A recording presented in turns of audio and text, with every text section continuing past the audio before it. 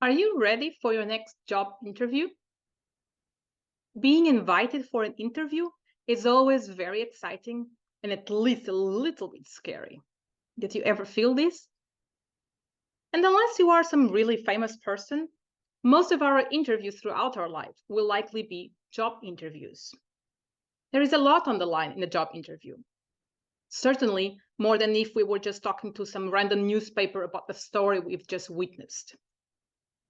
We sense the potential change that can come out of this opportunity, whether it is just a promotion or an entirely new job, maybe even a new career, a new employer, a new place to work, better salary or benefits. But it could even be that this means you're going to a different city or even a different country. Again, exciting and scary. But how can you make sure that you will actually do well and open the door to that new opportunity instead of feeling that you've just messed it all up again? So here are a few facts about interviews and related tips. First of all, be aware that on average, only 27% of the candidates get a job offer after applying for at least 10 times. So it's normal for it to take a while.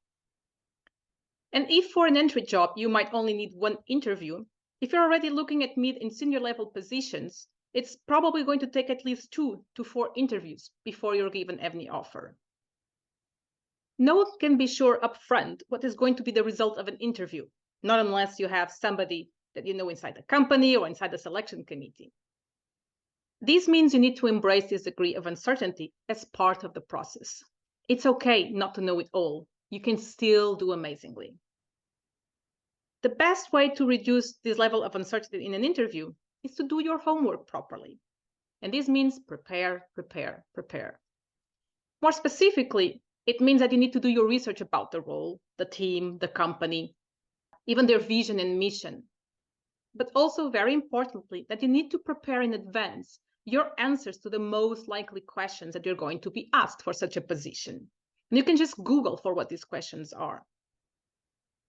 In addition, make sure you have some concrete examples from your life or past experience ready to be mentioned when necessary. Then practice, meaning actually role play answering those questions. If the first part was about knowing what you're going to say, this part is more about how you're going to say it. So practice with a friend in front of a mirror, do a Zoom call with yourself. It does not really matter how, but what we know is, of course, practice makes perfection, even if we were not actually aiming for that level of perfection.